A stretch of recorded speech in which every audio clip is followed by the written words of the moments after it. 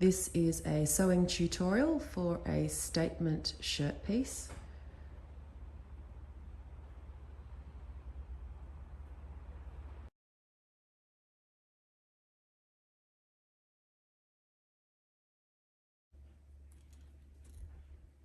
So these are the pattern pieces for the statement collar, which I'll just talk you through. This is the front shirt bib, which is cut one pair. This is the interfacing for the center front. So this piece here goes down here, but just the interfacing only. We have the back shirt bib, which is cut one on fold. So here is the center back fold. So these are the shoulders, and on the front, these are the shoulders. That's the neckline.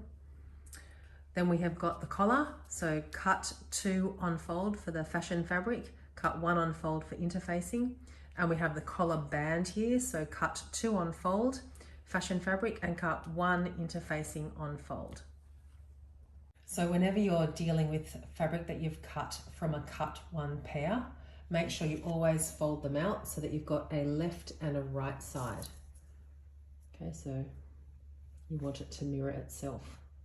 So I'm interfacing down the center front of the front bib.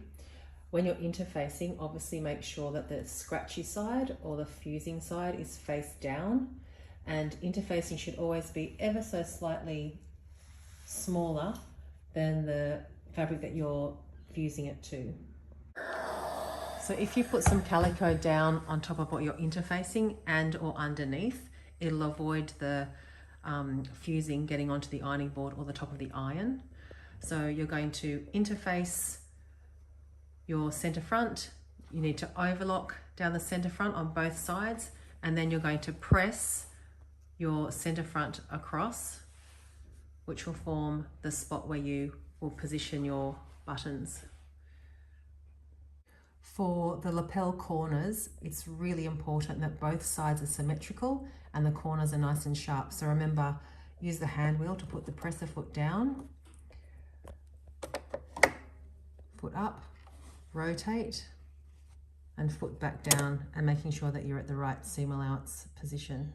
For your collar piece, make sure you interface, and then you're going to stitch around all the edges apart from the edge which is closest to the neck.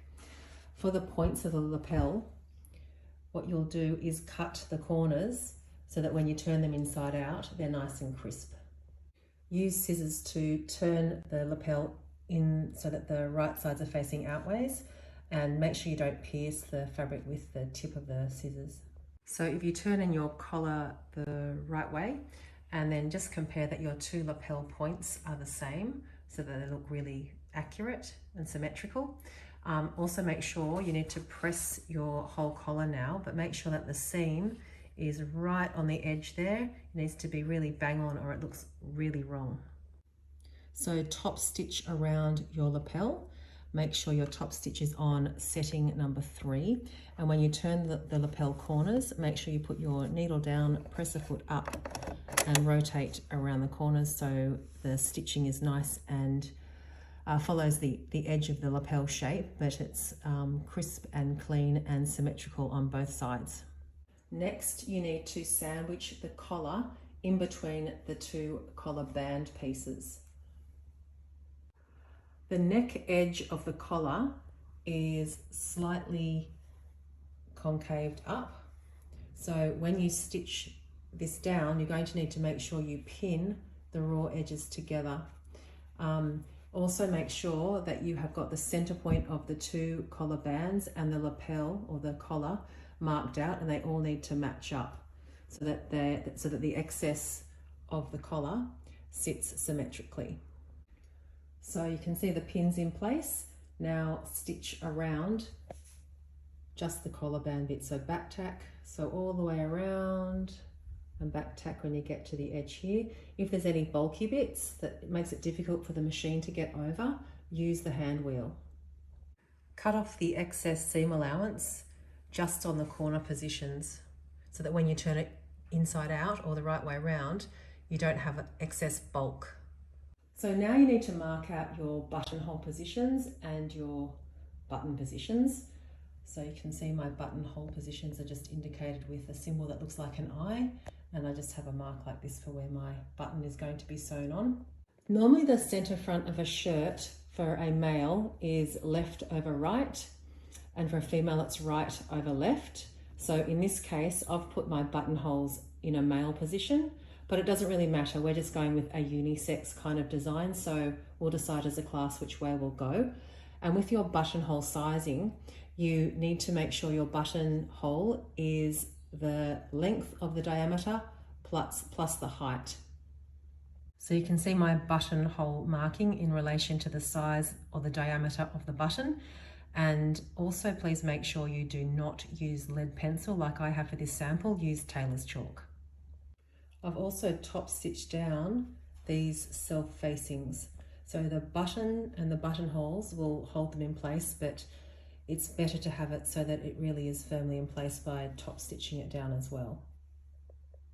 The front shirt has been attached to the back shirt at the shoulder seams, and the seams are overlocked and pressed open.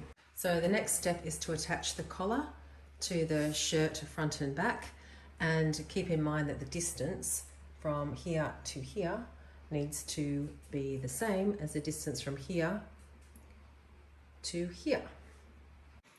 Inside the collar band, the seam allowance that's on this rounded corner, you need to cut back the bulk really precisely and carefully. Patiently and really precisely, you now have to iron inside 1 centimetre seam allowance along both inside edges of the neckline part of the collar band. Be really patient and really precise, it's really important. Next, you need to pin your main collar piece to your shirt body. And if you start by working out where the center back is on your shirt body and the center back on the collar, and pin those pieces together really precisely, then do the 2 ends, 1, 2, and then all the excess in between you can use lots of pins and evenly distribute the rest of the shirt body. So to sandwich in the shirt body in between the collar band and to get the correct placement, I've just indicated on the neckline of the shirt body where the seam allowance is. So that's 1 centimetre from the top. On the actual collar band, as explained before, we have pressed up the 2 sides of the collar band, the 2 edges I should say, 1 centimetre as well. So the actual shirt body needs to be positioned in line with the raw edge, the top raw edge of the seam allowance of the collar band. So it just gets positioned in 1 centimetre up. But you need to be really slow and steady and precise about pinning this in place. I'm now going to pin stitch from this point of the collar band all the way to the other end of the collar band, encasing the shirt body in at the same time and sewing through the back and the front of the collar band. So you can see the pin stitch along the collar band, trapped in or sewed down the shirt body and wedged it between the collar band on both sides at the same time. And in fact, when you are pin stitching along this collar band neck edge, continue all the way around the entire collar band. Always practice doing a buttonhole sample first and check your button fits for size. This is why you do not use lead pencil as your buttonhole marker. Not fit for the queen. It is possible to machine stitch on buttonholes, but hand stitching is just as good, but this is an option. And so here we have the amazing detachable shirt piece. Have a lot of fun with this, with changing around the collar shape and fabrics and top stitching.